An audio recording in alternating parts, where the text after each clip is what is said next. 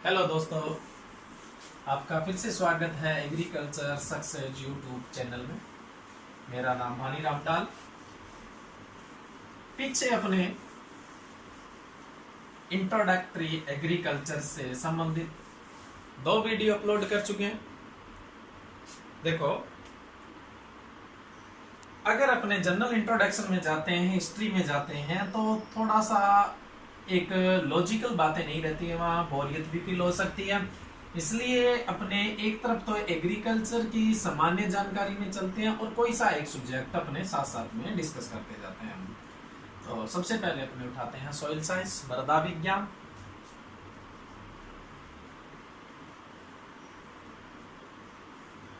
साधारण भाषा में तो अपने कहेंगे कृषि विज्ञान की वो शाखा जिसके अंदर मृदा से संबंधित अध्ययन किया जाता है, उसे मृदा विज्ञान कहते हैं। देखो, यहाँ परिभाषा में तो नहीं रखती है, यहाँ अपने को पता होना चाहिए मृदा क्या है, मृदा किसे कहेंगे। जब अपने को इस बात का पता होगा तो अपने मृदा विज्ञान की परिभाषा अपने शब्दों में आसानी से दे सकते हैं। देखो, एक है USDA, United State Department of Agriculture, एक है ISSS, International Society of Soil Science. इन दोनों ने मृदा के कणों का जो वर्गीकरण किया है उसमें 3 कण बताए इन्होंने, बालू, सिल्ट और क्ले। क्या साइज होता है वो अपनी बाद में बात करेंगे। क्ले सबसे छोटा, बालू सबसे बड़ा और जो सिल्ट है वो बीच के आकार का कण है। तो सबसे बड़ा जो कण है, सबसे बड़ा कण अपने कौन सा मान रहे हैं? बालू का कण मान रहे हैं, जो 2 mm से छोटा होता है। यानी क्या होता है, जो 2 mm से छोटे आकार के कण होते हैं उन्हें ही अपने मृदा कहा जाता है। अगर 2 mm से बड़े आकार का कण आ गया तो अपने इसको बोलेंगे कंकड़ पत्थर। यानी 2 mm से छोटा कण है वही मृदा का कण है, उससे बड़ा जो कण है वो कौन सा हो जाएगा? कंकड़ पत्थर हो जाएगा। ये बात आपको दिमाग में रखनी है, तब जाके आप आसानी से क्या है मृदा की परिभाषा को समझ पाओगे। अब देखिए, मृदा का जो कण है उसका निर्माण कैसे होता है। जो भी पुरानी चट्टानें 3 तरह की अपने बाद में बात करेंगे। इनके टूटने से जब ये टूट कर जब छोटी हो जाती है, जब 2 mm से छोटा साइज हो जाता है, तब अपने इसको क्या बोल देते हैं? मृदा बोल देते हैं। चट्टानों से टूट के बना है तो ये कैसा पिंड है? प्राकृतिक पिंड है। मृदा का कण एक प्राकृतिक पिंड है, इसमें लंबाई, चौड़ाई और ऊंचाई मापी जा सकती है, यानी 3 आयाम वाला है। आजकल आप बोलते हो इसको 3 डायमेंशनल या 3D कण है। मृदा एक प्राकृतिक 3 आयाम वाला या 3D पिंड है। ये क्या करता है? पौधे इसके अंदर उगते हैं तो पौधों को आधार प्रदान करता है, पौधे इससे पानी लेते हैं, पोषक तत्व लेते हैं। तो अब अपने मृदा की परिभाषा दे सकते हैं। मृदा एक प्राकृतिक 3 आयाम वाला पिंड है, 3D पिंड है, जो पौधों को आधार, पोषक तत्व और जल प्रदान करता है। उसे क्या कहा जाता है? मृदा कहा जाता है। अब देखो, जो मृदा शब्द है इंग्लिश में क्या बोलते हैं? सॉइल। सॉइल शब्द कहां से आया हुआ है? सोलम से। मैंने आपको बोला था जिसमें ल और टै पे जोर आता है वो कौन सी भाषा का रहता है? लैटिन। तो सोलम कौन सी भाषा का शब्द है? लैटिन भाषा का, जिसका अर्थ होता है फर्श। लेकिन अपने सोलम को क्या मानना है? जब अपने आसानी से समझ जाएंगे, शुद्ध मृदा। देखो, याद रखना, जब एग्जाम में क्वेश्चन पूछ ले सोलम कौन सी भाषा का है तो आपको लैटिन का बताता है, सोलम का अर्थ क्या है तो आपको फर्श बताना है। लेकिन अपने को सॉइल साइंस समझना है तो सोलम का अर्थ फर्श मान के नहीं चलना है, सोलम का अर्थ मान के चलना है आपको शुद्ध मृदा। अब ये देखो, ये हो गया सॉइल वर्ड फॉर्मेशन। अब मृदा विज्ञान कृषि विज्ञान की वह शाखा जिससे मृदा से संबंधित अध्ययन किया जाता है। मृदा का अपनी बात कर ली, मृदा क्या होती है? सोलम शब्द से बना हुआ है, एक प्राकृतिक 3 आयाम वाला पिंड होता है, जो पौधों को आधार, पोषक तत्व और जल प्रदान करता है उसे अपने क्या कहेंगे, मृदा कहेंगे। देखो मृदा की परिभाषा ये जो मैं बात कर रहा हूँ ये जेनी द्वारा दी गई है, और जेनी की जो परिभाषा है, जेनी मृदा विज्ञान के एक लीडिंग साइंटिस्ट है जिन्होंने ये परिभाषा दी थी। अब देखो मृदा का निर्माण कैसे होता है। ये डायग्राम अभी अपने काम का नहीं है, आगे अपने काम का होगा, आप समझने की कोशिश करना मृदा निर्माण कैसे होता है। देखो अगर अपनी बात करें धरती की, धरती का एक काट ले सेंटर से, ये सेंटर से काट लें तो इसकी त्रिज्या होती है 6378 किलोमीटर। काटा नहीं जा सकता है, अनुमान लगाना है अपने को। ये अगर काट लें तो ये त्रिज्या कितनी होती है, 6378 किलोमीटर होती है। तो व्यास आप अपने आप ही समझ जाओगे, इसका दोगुना व्यास हो जाता है।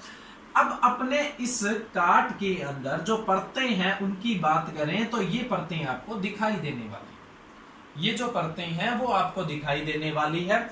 सबसे जो ऊपर परत देखने को मिलती है वो परत देखने को मिलती है मृदा की। नीचे आपको परत देखने को मिलेगी चट्टानों की। इन दोनों को अपने मिलाकर बोल दिया जाता है, इन दोनों को अपने मिलाकर क्या बोल दिया जाता है। जैसे ये ऊपर आपको परत दिखाई दे रही है मृदा की, ये नीचे जो परत दिखाई दे रही है आपको चट्टानों की, इन दोनों को मिलाकर अपने बोल देंगे भूपपड़ी।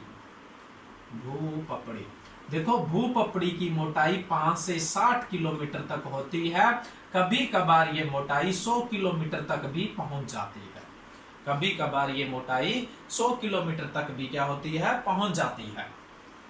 भूपपड़ी मृदा और चट्टानों का है। ये चट्टाने हैं, इसके अंदर धातु भी होता है और अधातु भी होता है। लेकिन जब तक अपने भूपपड़ी की बात कर रहे हैं तो सबसे ज्यादा मात्रा किसकी पाई जाती है, अधातु की मात्रा पाई जाती है। नीचे अपने चलेंगे तो नीचे आपको मिलेगी मेटल लेयर। ये दो मेटल लेयर, इसको आउटर मेटल लेयर बोल देते हैं, इसको inner metal layer. Outer metal layer मतलब बाहर धात्विक परत, तो इनर मेटल लेयर को बोल देते हैं आंतरिक धात्विक परत। ये जो है इसकी मोटाई होती है लगभग 100 से 150 किलोमीटर तक। तो भूपपड़ी और प्लस आउटर मेटल लेयर की अपने मोटाई की बात करें तो कितनी हो जाएगी, 100 से 200 किलोमीटर तक की मोटाई हो जाएगी ऑन एन एवरेज अपनी बात करें। ये जो आउटर मेटल लेयर होती है इसकी भी स्टेट होती है, अवस्था होती है ठोस। ये जो ऊपर अपने इतना एरिया भूपपड़ी का था उसके बाद आउटर मेटल लेयर भी आ गई है, ये ठोस अवस्था में है। इन दोनों को मिलाकर अपने बोलेंगे लिथोस्फेयर, जिसको बोलते हैं स्थल मंडल। देखो आप क्या समझ पा रहे हो, नहीं समझ पा रहे तो एक दूसरा डायग्राम जिसके अंदर मैंने कुछ मेंशन कर रखा है वो देखिए। ये है ऊपर मृदा, ये है चट्टाने, इन दोनों को मिला के क्रस्ट यानी भूपपड़ी बोला। क्या बोला, भूपपड़ी। ये आ गया अपर मेटल लेयर, बाहर धात्विक परत। इन दोनों को मिलाकर क्या बोल दिया, स्थल मंडल। धात्विक जो परत है बाहर वो ठोस अवस्था में है और भूपपड़ी हमेशा कौन सी अवस्था में होती है, ठोस अवस्था में ही होती है। अगर इन दोनों को मिला दें, ये देखो इन दोनों को मिला दिया तो इसको बोल देते हैं लिथोस्फेयर यानी स्थल मंडल बोल दिया जाता है। उसके अपने नीचे चलें तो नीचे आ जाता है lower metal layer. Lower metal layer यहाँ पे टेम्परेचर जो है वो लगभग 3300 डिग्री सेल्सियस तक पहुंच जाता है। टेम्परेचर लगभग 3300 डिग्री सेल्सियस तक पहुंच जाता है। और इनर मेटल लेयर की जो मोटाई अंदर गहराई तक चलेंगे तो 2900 किलोमीटर तक मिलेगी। इतना टेम्परेचर है इसलिए हर चीज तरल अवस्था में है। तो ये अवस्था कौन सी देखने को मिलती है, तरल। तरल से ऊपर है वो ठोस है, वो स्थल मंडल है। जहां से तरल शुरू हो गया वो स्थल मंडल नहीं है, ये लोअर मेटल लेयर। ये दोनों मेटल लेयर है, इसमें यानी धातु ज्यादा होते हैं, अधातु क्या होते हैं, कम होते हैं। फिर अपने नीचे चले जाएं तो नीचे वाला जो ये पोर्शन होता है इसको अपने कोर मटेरियल बोलते हैं, कोर भाग बोलते हैं। तो एक को तो आउटर कोर बोला, एक को बोला अपने इनर कोर। देखो जो आउटर कोर है, आउटर कोर की अपनी गहराई की अगर बात करें तो इसकी अकेले की खुद की मोटाई की बात करें तो ये मोटाई 2300 किलोमीटर तक मिल जाती है। अगर अपने गहराई की बात करें तो ये गहराई अपने को 4400-4500 किलोमीटर तक मिल जाएगी, ये आउटर कोर। यहाँ टेम्परेचर और बढ़ जाता है, टेम्परेचर होता है यहाँ का लगभग 4300 डिग्री सेल्सियस के आसपास। 4300 डिग्री सेल्सियस के आसपास मिलता है। देखो इसमें मैंने थोड़ा सा करेक्शन कर रखा है ताकि आप समझ जाएं। बाकी अपने पीछे वाले भी वापस रिपीट करेंगे डायग्राम, जो साफ सुथरा डायग्राम है। 4300 डिग्री सेल्सियस तापमान है, तो यहां भी हर चीज कौन सी अवस्था में मिलेगी आपको? लिक्विड। जब आप इनर कोर में चले जाओगे तो इसकी गहराई अपनी बात की थी कि 6378 किलोमीटर तक देखने को मिलेगी। ये देखो यहां का टेम्परेचर होता है 5000 से 7000 तक पहुंच जाता है, 5000 से 7000 तक मिल जाएगा। और इसमें आपको भारी धातुएं मिलेगी, निकिल और आयरन, निकिल और आयरन। तो अपने इसको नाइट लेयर के नाम से भी जाना जाता है। ये दोनों भारी धातुएं होती है, इसलिए ये ठोस अवस्था में दिखता है। ये तो तरल था, लोअर मेटल लेयर भी तरल थी, आउटर कोर भी तरल था, लेकिन जो इनर कोर है वो कैसा होता है? ठोस। ये एक सिंपल क्या है? भूमि का अगर अपने काटे तो उसका अध्ययन। हालांकि अपने इतना डीपली नहीं है, लेकिन देखो नॉलेज होना जरूरी है, तभी आप अपने सिक्स सेंस से आंसर दे सकते हो। देखो ये अपने यहां तक बात कर ली थी। ये ऊपर है, ऊपर का जो भाग है वो कौन से भाग में आता है? भूपपड़ी के अंदर आता है। 100 किलोमीटर तक अधिकतम हो सकती है, एवरेज 50 से 60 किलोमीटर मोटाई होती है। उसके बाद मेटल लेयर दो आती है, एक आउटर मेटल लेयर और एक इनर। अभी अपने बात की थी आउटर ठोस और इनर क्या होती है? तरल। जहां आउटर मेटल लेयर यानी ठोस भाग है वहां तक स्थल मंडल कहलाएगा, जहां से तरल शुरू हो जाएगा वो क्या कहलाएगा? स्थल मंडल नहीं कहलाएगा। इसकी अपने एक्यूरेट गहराई पे जाएं तो कितनी होती है? 2900 किलोमीटर। ये गहराई आपको ध्यान रखनी है। उसके बाद कोर भाग बोलते हैं अपने, ये कोर भाग शुरू हो जाता है। कोर भाग 2900 से लेकर 6378 किलोमीटर तक है। 2900 से लेकर 5100 किलोमीटर तक आपको, मैंने पीछे 4300 गलती से बता दिया था, 5100 किलोमीटर तक आपको मिलेगा आउटर कोर, और 5100 से 6378 तक मिलेगा इनर कोर। ये जो आउटर कोर है, यहां का जो टेम्परेचर है वो कहां तक पहुंच जाता है? पीछे अपने बात कर रहे थे 4000 डिग्री सेल्सियस के आसपास पहुंच जाता है। और यहाँ पे अपने कितना टेम्परेचर मान रहे थे? 3300 डिग्री सेल्सियस के आसपास मान रहे थे। ये 4000 से आपका 4500 या 4300 डिग्री सेल्सियस के आसपास टेम्परेचर मिलने वाला है। इसके बाद जो इनर कोर है, यहाँ का टेम्परेचर आपको 5000 से 7000 डिग्री सेल्सियस तक भी टेम्परेचर मिल जाता है, यानी बहुत ज्यादा टेम्परेचर है ये। यहां पर जो अवस्था है, इतने तापमान पे सब चीजें तरल रहेगी, तो तरल अवस्था। इस तापमान पर भी तरल ही रहने वाली है, लेकिन इसके अंदर निकल और आयरन जैसे भारी धातु है, इस वजह से ये कौन सी अवस्था में दिखाई देता है? सॉलिड अवस्था में, यानी ठोस अवस्था में दिखाई देता है। ये धरती का एक मोटा मोटा सा स्वरूप है। हालांकि अपने इतनी डीपली स्टडी करने की जरूरत नहीं है, लेकिन आगे जब अपने सॉइल फॉर्मेशन समझेंगे उसके अंदर बहुत काम आने वाली बात है। ये जो मैंने कुछ डेटाज लिखे हैं, आपको याद हो तो कोई बात अच्छी बात है, और नहीं याद हो तो कोई बात नहीं है। अब जैसे देखो ये जो भाग है यहां से यहां तक का तरल है। अब दूध गर्म करते हो, पानी गर्म करते हो, ऊपर उठने की कोशिश करता है, ये भी ऊपर उठने की कोशिश करेगा। कभी कभार ये तरल कुछ बाहर आ जाता है, यहां से उठने की कोशिश करता है, लेकिन बाहर नहीं निकल पाता है, अंदर ही किसी एरिया में जमा हो जाता है।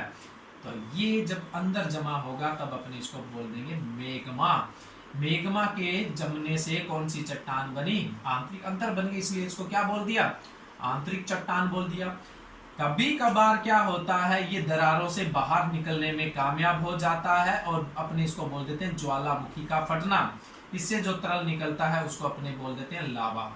लावा के जमने से जो चट्टानें बनती है उससे क्या बोल देंगे? अपने बाह्य चट्टानें बोल देंगे। अब दुनिया में सबसे पहले जो चट्टानें बनी, या तो आंतरिक बनी या बाह्य चट्टानें बनी, ये बहुत ही गर्म मटेरियल से बनी हुई है, आग से बनी हुई है। इनका नाम हमने रख दिया आग्नेय चट्टान। आग्निज जो शब्द है वो लैटिन भाषा का शब्द होता है।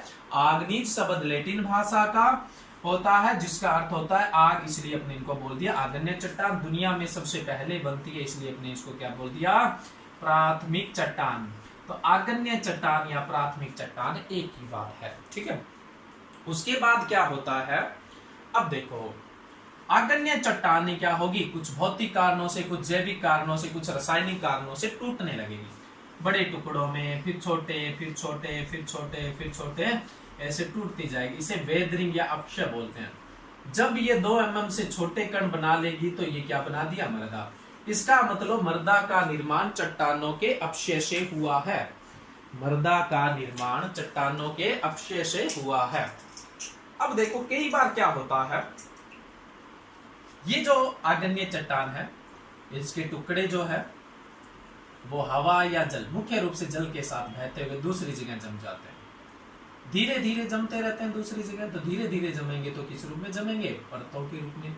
तो ये टुकड़े टूटकर दूसरी जगह चट्टान भी बना लेते हैं। ये चट्टान कैसी दिखाई दे रही है आपको, परतों में, तो परतदार चट्टान बोल देंगे इसको। देखो ये टुकड़े टूटकर यहां जमी, कोई चीज मेल जम जाता है, कोई टुकड़े जम जाते हैं, उसको अवसाद बोलते हैं, तो इसको भी क्या बोल देंगे, अवसादी चट्टान। ज्यादातर जल के साथ बहने से बनी है, इसलिए अपने इसको क्या बोल देंगे, जलज चट्टान। अंग्रेजी में बोलते हैं इसको सेडिमेंट्री रोग, और इसको क्या बोलते हैं, आग्नेय रोग बोलते हैं। अब वापस अपने एक बार आग्नेय चट्टानों में चलते हैं। आग्नेय चट्टानें लावा या मेग्मा की जो बहुत ही गर्म है, ये इसके अंदर कोई जीव नहीं हो सकता है। ये जब जमी है तो इनके अंदर जीव या जीव के अवशेष होने की कोई संभावना नहीं है। तो आग्नेय चट्टानों में कभी भी कार्बनिक पदार्थ होता ही नहीं है। ये तरल है, एक साथ ठंडा होने से जमा है, तो इसमें कण नहीं होंगे। ये किस रूप में है, क्रिस्टल और कठोर है। आग्नेय चट्टान हमेशा क्रिस्टल कठोर होती है, उसमें कार्बनिक पदार्थ नहीं होता है, एक साथ जमी है, उसमें कोई भी परतें भी नहीं होती और कोई कण भी नहीं होता है। ये आग्नेय चट्टान का गुण है, ठीक है। आग्नेय चट्टान के टूटने से अवशेष मृदा भी बन सकती है, या दूसरी जगह जाकर जमा होने से परतदार अवसादी या जलज चट्टान बन सकती है। प्राथमिक चट्टान के टूटने से दूसरी चट्टान बनी, इसलिए इसको क्या बोल दिया जाता है, द्वितीयक चट्टान भी बोल दिया जाता है। तो ये चार नाम आपको इसको देखने को मिलेंगे। ये यहां से यहां तक जो गमन करेगी, या तो हवा के साथ करेगी या जल के साथ करेगी, और ये परतों में जमा हो जाएगी। ये धीरे धीरे, एक साथ तो एक ही दिन में तो जमने वाली नहीं है। यहाँ बीच में सूक्ष्म जीव भी आएंगे, कुछ पशु भी आएंगे, कुछ पौधे भी उग जाएंगे, उनके अवशेष मिलेंगे।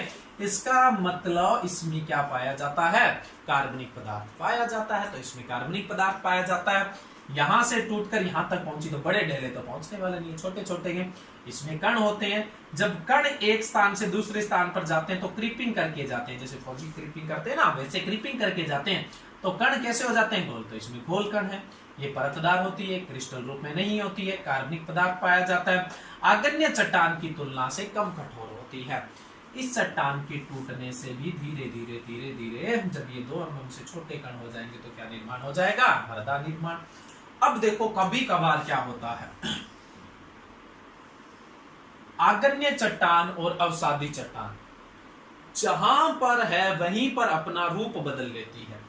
ये रूप जल की वजह से हो सकता है, दाब की वजह से हो सकता है, और ताप की वजह से हो सकता है। जहां पर है वहीं पर रूप परिवर्तन हो जाता है। जैसे चुन्ना पत्थर आप जानते हो, और संगमरमर भी जानते हो। ताप और दाब के संयुक्त प्रभाव से ये बन जाता है संगमरमर, मार्बल बन जाता है। ये ज्यादा कीमती हो गया। ये कहीं गमन नहीं कर रहा है, जहां वहीं है वहीं पर रूप बदल रहा है। ये जल से भी हो सकता है, दाब से भी हो सकता है, ताप से भी हो सकता है, 2 के संयुक्त प्रभाव से, 3 के संयुक्त प्रभाव से, कैसे भी बन सकता है। तो इससे जो चट्टान बनेगी, अपने उसको क्या बोलेंगे, रूप बदल लिया, काया बदल ली उसने, रूपांतरित चट्टान या कायांतरित चट्टान। इंग्लिश में क्या बोलेंगे इसको, मेटामॉर्फिक चट्टान। ये चट्टान आग्नेय से भी बन सकती है और अवसादी से भी बन सकती है। आग्नेय से बनी तो आग्नेय जैसे गुण रखेगी, अवसादी से बनेगी तो अवसादी से गुण रखेगी। इसके अलग से गुण नहीं मिलेंगे आपको। तो इसके गुण कैसे भी, यानी कार्बनिक पदार्थ आग्नेय चट्टान से बनी है तो नहीं होगा, अवसादी से बनी है तो होगा। ये भी चट्टान धीरे धीरे टुकड़ों में टूटती जाएगी, बड़े टुकड़े, छोटे छोटे छोटे। जब 2 mm के आकार का कण हो जाएगा तो मृदा निर्माण हो जाएगा। बताने में तो बहुत आसान है, लेकिन इस प्रक्रिया को बहुत टाइम लगता है। मृदा निर्माण एक बहुत ही धीमी प्रक्रिया है, लेकिन लगातार है, सतत प्रक्रिया लगातार चलती रहती है। 1 इंच मृदा की परत बनने में कितना टाइम लग जाता है, 800 से 1000 वर्ष का समय लग जाता है। मृदा की 1 इंच मोटी परत बनने में 800 से 1000 वर्ष का समय लग जाता है। तो एक धीमी प्रक्रिया, लेकिन लगातार जारी रहने वाली प्रक्रिया। अब देखो एक चीज और बताता हूं मैं आपको। जब ये टुकड़े टूटते हैं तो ये जरूरी नहीं बड़े टुकड़ों में, कुछ इसमें छोटे टूट जाएंगे, कुछ तो मृदा के कण के आकार के टूट जाएंगे। जब चट्टानों के टुकड़े और मृदा के कण होते हैं तो इसको बोल देते हैं रिगोलिथ। क्या बोल देते हैं, रिगोलिथ। तो चट्टानों से पहले क्या बना, रिगोलिथ। रिगोलिथ से क्या बना, मृदा यानी सोलम। अभी अपने बात कर रहे थे सोलम। तो मृदा निर्माण का काम कितने चरणों में पूरा होता है, 2 चरणों में पूरा होता है। पहला चरण कौन सा है, चट्टानों से रिगोलिथ बनना और रिगोलिथ से सोलम बनना। ये बात जेनी ने कही थी कि मृदा निर्माण 2 चरणों में होता है। पहला चट्टानों से रिगोलिथ और रिगोलिथ से सोलम यानी मृदा का बनना। तो मृदा निर्माण कितने चरणों में पूरा हुआ, 2 चरणों में पूरा हुआ। मृदा कण किसे कहेंगे, जो 2 mm से छोटा है। मृदा बनती किन से है, चट्टानों के अवशेष से बनती है। चट्टानें कितने प्रकार की है, प्राथमिक, द्वितीयक और रूपांतरित 3 प्रकार की है। इसके गुण मैंने बता दिया आपको, इसके गुण बता दिए, इसके गुण बता दिए। तो आगे अपने जब चट्टानों वाला टॉपिक पढ़ेंगे तो बहुत आसान हो जानी चाहिए आपके लिए बात। 12वीं लेवल पे तो इससे ज्यादा कुछ नहीं पूछा जाने वाला। एग्जाम्पल बचे हैं चट्टानों के, वो अपने बाद में बात कर लेंगे।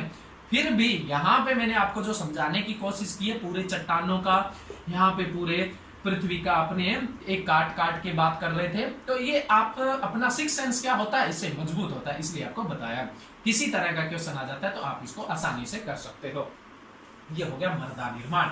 इसलिए हम बोलते हैं मृदा एक प्राकृतिक तृतीय पिंड है जो पौधों को आधार, पोषक तत्व और पानी जल प्रदान करता है। ये जो परिभाषा थी मैंने किसके द्वारा दी हुई बताई थी, जेनी द्वारा। एक विथनी वैज्ञानिक हुए थे, विथनी। उन्होंने कहा कि मृदा पौधों के लिए एक पोषक तत्वों का थैला है।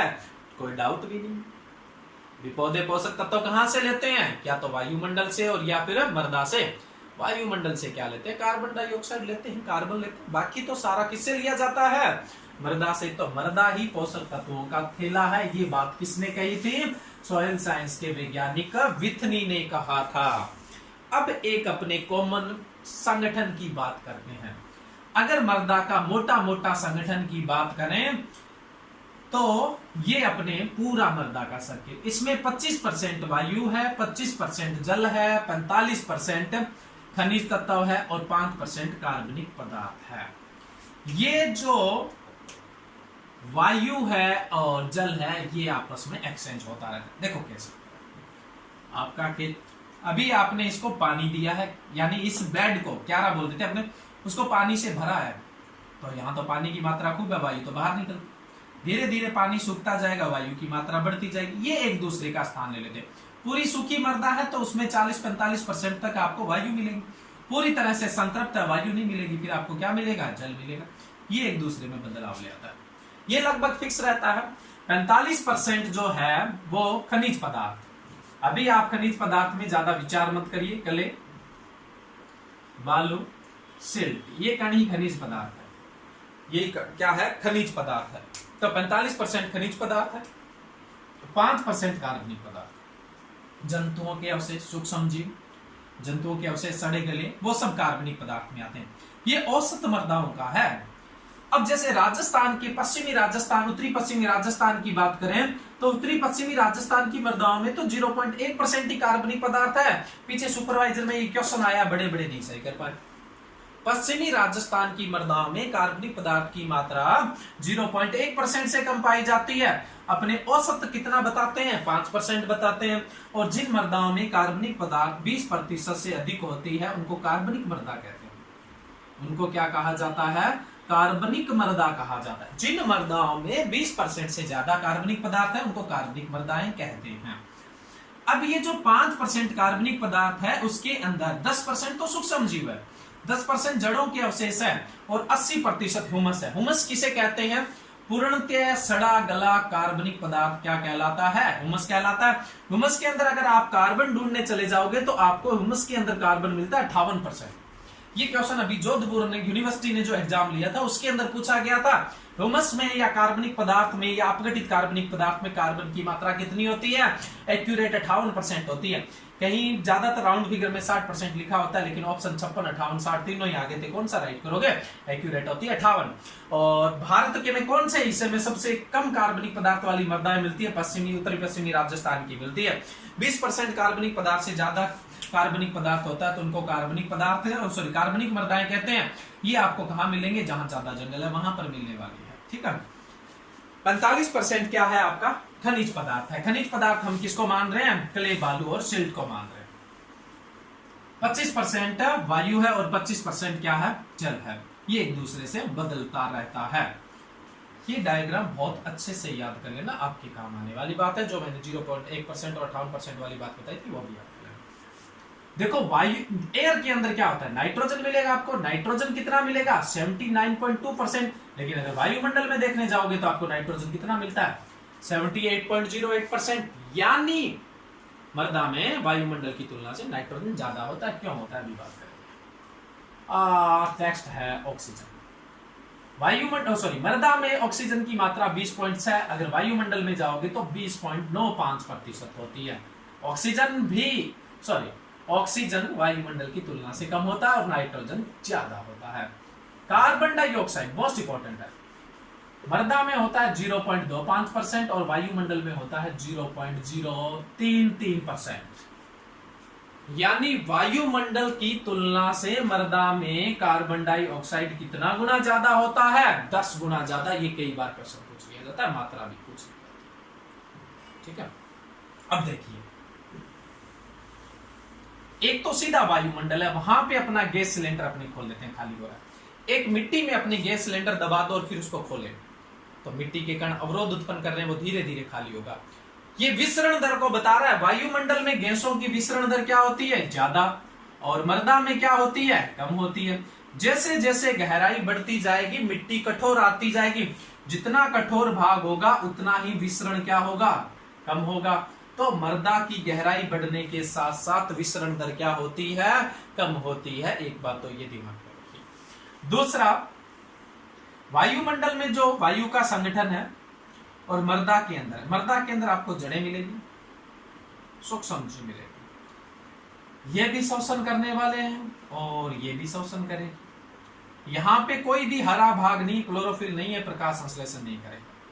आपको पता हो तो प्रकाश संश्लेषण के दौरान ही ऑक्सीजन छोड़ी जाती है और श्वसन के दौरान ऑक्सीजन दी जाती है। इसके अंदर जितनी भी ऑक्सीजन आएगी मृदा में वायुमंडल से आएगी और इनके द्वारा ले ली जाएगी। ये श्वसन में कौन सी गैस छोड़ेंगे? CO2। अब ऑक्सीजन जल्दी जल्दी नहीं आएगी, इसलिए क्या है? वायुमंडल की तुलना से कम है। यहां से जो कार्बन डाइऑक्साइड छोड़ी जा रही है वो फटाफट बाहर नहीं जाएगी, विसरण दर कम है, इसलिए कार्बन डाइऑक्साइड की मात्रा मृदा में क्या होती है? ज्यादा। नाइट्रोजन ज्यादा होने का कारण है बहुत सारे मुक्त जीवी और सहजीवी सूक्ष्म जीव पाए जाते हैं जो नाइट्रोजन स्थिरीकरण करते हैं, जिससे मृदा में नाइट्रोजन की मात्रा क्या हो जाती है? बढ़ जाती है।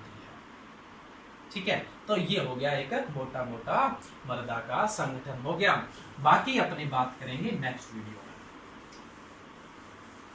मैंने आपको पहले भी बताया था, जो मैं आपको ये मैटर करवा रहा हूं, अगर आप इस मैटर से संतुष्ट हैं और आपको अच्छा लग रहा है तो आप इस चैनल को सब्सक्राइब कर सकते हैं और जो लाइक बटन है उसको भी दबा सकते हैं, लाइक कर सकते हैं और अपने कमेंट भी भेज सकते हैं।